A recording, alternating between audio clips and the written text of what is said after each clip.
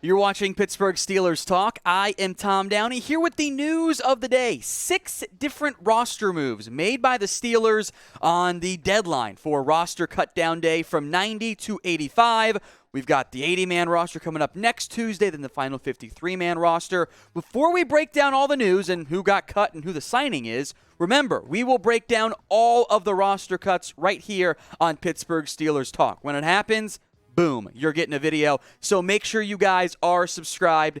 That way you don't miss out on any of these Steelers moves. We've broken them down all offseason and preseason long, and we're going to keep doing it. First up, a signing, a bit of a surprise, made by Pittsburgh. Wiliam Dunkle. First off, I think an elite name. Steelers added Dunkle today to help the offensive line depth. They cut 2 other guys we'll get into more in depth. The guard, originally signed with the Philadelphia Eagles as an undrafted free agent, was then cut in mid-June, now getting another somewhat late chance to earn maybe more of a practice squad spot for Pittsburgh and help out in that final 2 preseason games.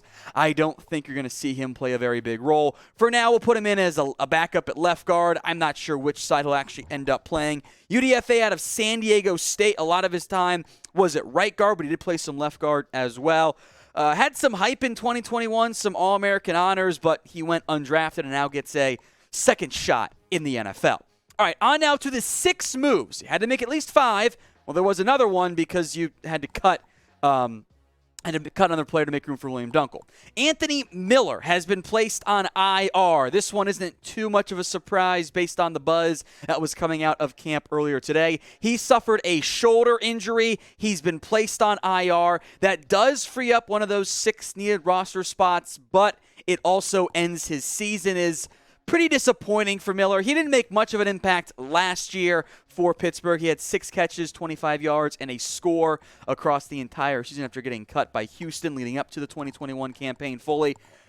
A disappointment as a second-round pick. I was hyped about him out of Memphis. He had the 7 TDs in his first year, and I'm like, oh, man, this guy's going to be good. Well, ended up not being the case. So we put Anthony Miller then on IR. He was probably not going to make it anyway.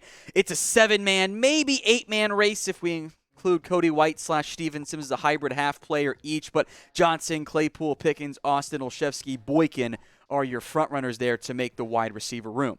The other player placed on injured reserve is Karl Joseph. This one also somewhat expected. The ankle injury carted off in the first preseason game against the Seahawks. His season is over. More on Joseph in a second, but first, the pinned question of the day.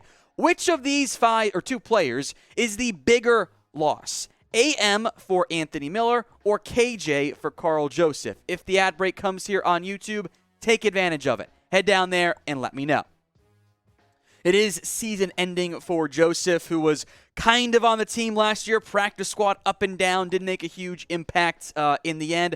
Far in terms of plummet for Joseph. First round pick out of West Virginia. Awesome college highlight reel because that dude loved to hit.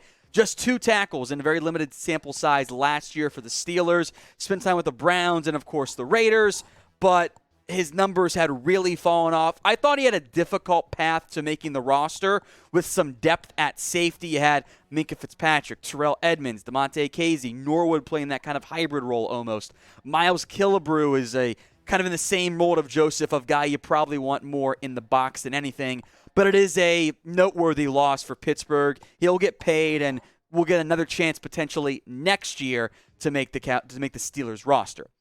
Got a deal alert for you guys today. The Steelers t-shirt combo pack from our friends over at Fanatics remains 40% off. Buy 2 for $30 total at chatsports.com/Pitt Combo. That's PIT Combo. Links in the comments section and the description. And we're going to give the first 5 people who buy one from Fanatics a shout out on a future show. So if you've bought one already, or you're going to go buy one right now, the first 5 people to DM me on Twitter at WhatGoingDowney, you will get a shout out in a future Steelers show. If you're looking for some new gear right in time for football season, do it with Fanatics. First 5 people only get a shout out. So DM me at WhatGoingDowney because supplies are limited over there at Fanatics. Time now for the 4 roster cuts made by Pittsburgh, players who are probably not going to be practice squad options. They already got cut and are now no longer members of the Steelers. Doug Costin, who I was excited about when the Steelers signed him because he flashed in Jacksonville back in 2020, spent some time this year with the USFL. He was the first of a rather deep defensive tackle group to get cut. Clearly did not impress enough in the preseason in training camp to make this roster. So after some up and down, some roster shuffling, we're back to where we were on the defensive line. Cam Hayward, Ogunjobi, Tyson Alualu, DeMarvin Leal in there. Maybe Isaiah Loudermilk, Chris Wormley, Montravis Adams, one of those Davises end up making it. But Doug Costin does not make it for the Pittsburgh Steelers. So the Steelers made some, as we'll break down more in depth in a little bit here, some names you probably haven't heard of got cut because that's the whole purpose. These are the back end of the roster guys. But drop a name in the comments, or names if you feel like being an overachiever and maybe just a little bit of a hater. Name a player who you guys would have cut. To the offensive line now. 2 moves made here. Jake Dixon has been let go by the Pittsburgh Steelers. He struggled pretty mightily in terms of his performance in the offseason, in training camp, etc. It is telling that Pittsburgh is choosing to keep guys like, I don't know, Chaz Green over Jake Dixon at this point. Maybe not necessarily a strong sign or level of confidence in Dixon. So we showed you the offensive line depth chart earlier. It does still stay what we showed previously. You'll also notice another change on the offensive line coming here momentarily. We're about to break that one down as well. But I'm not overly shocked Pittsburgh is choosing to make some roster moves here along the offensive line. Teams sometimes only cut one guy, which I guess they did because they signed in their guard. You just worry about being able to physically get through the games in the preseason from that perspective. But Steelers moving on from Jake Dixon fairly quickly. How many years have you guys been a Steelers fan? Let me know in the comments. Is it 1?